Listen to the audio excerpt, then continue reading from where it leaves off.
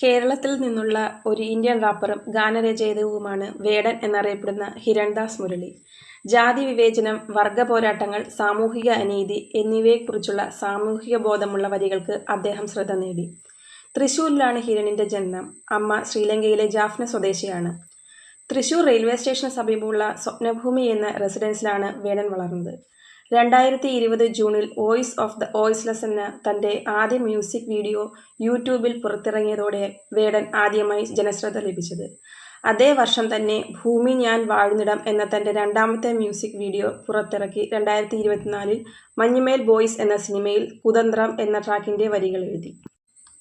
അടിച്ചമർത്തപ്പെട്ടവരുടെയും ജാതിമത വേർതിരിവുകളുടെയും അടിമകളുടെയും പ്രഭുക്കന്മാരുടെയും നീതിയുടെയും വഞ്ചനയുടെയും ഒരൊറ്റ തീപ്പൊരിയുടെ ശക്തിയുടെയും അവകാശങ്ങളെക്കുറിച്ച് വേടന്റെ ഗാനം സംസാരിക്കുന്നു.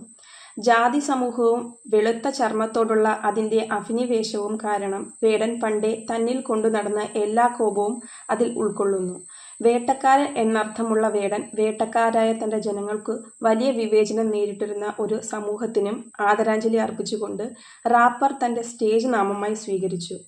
തൻ്റെ അച്ഛൻ 1-2 തവണ മദ്യപിച്ച ശേഷം നാടൻ പാട്ടുകൾ പാടുന്നത് കണ്ടതോടെയാണ് സംഗീതത്തോടുള്ള അദ്ദേഹത്തിൻ്റെ ഇഷ്ടം വളർന്നത്.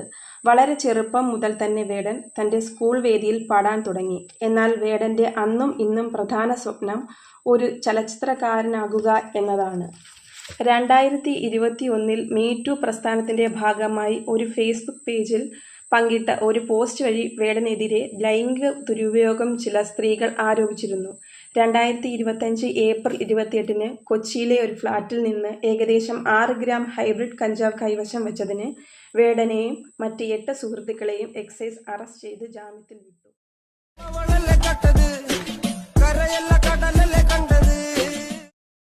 മാലയിൽ നിന്ന് പുലിയുടെ പല്ലു കണ്ടെടുത്തതോടെ വനംവകുപ്പ് വേടനെതിരെ കേസെടുത്തിട്ടുണ്ട്. വരാനിരിക്കുന്ന തൻ്റെ പുതിയ ഗാനങ്ങളെക്കുറിച്ച് വേടൻ പറയുന്നത്, പാട്ടിറങ്ങിക്കഴിഞ്ഞാൽ എന്നെ വെടിവെച്ചു കൊല്ലുമോ എന്ന് ആർക്കറിയാം. 10 തല എന്നാണ് പുതിയ റാപ്പിന്റെ പേര്. പാട്ടിറങ്ങിക്കഴിഞ്ഞാൽ കുറച്ച് പ്രശ്നങ്ങൾ ഉണ്ടാകുമെന്ന് പ്രതീക്ഷിക്കുന്നു എന്നാണ് വേടൻ കൂട്ടിച്ചേർത്തത്. തീയാണ്, അക്ഷരാർത്ഥത്തിൽ തീയാണ്. ആ തീയാണ് ഈ കേരളത്തെ കഴിഞ്ഞ കുറച്ച് ദിവസങ്ങളായി കത്തിച്ചുകൊണ്ടിരിക്കുന്നത്.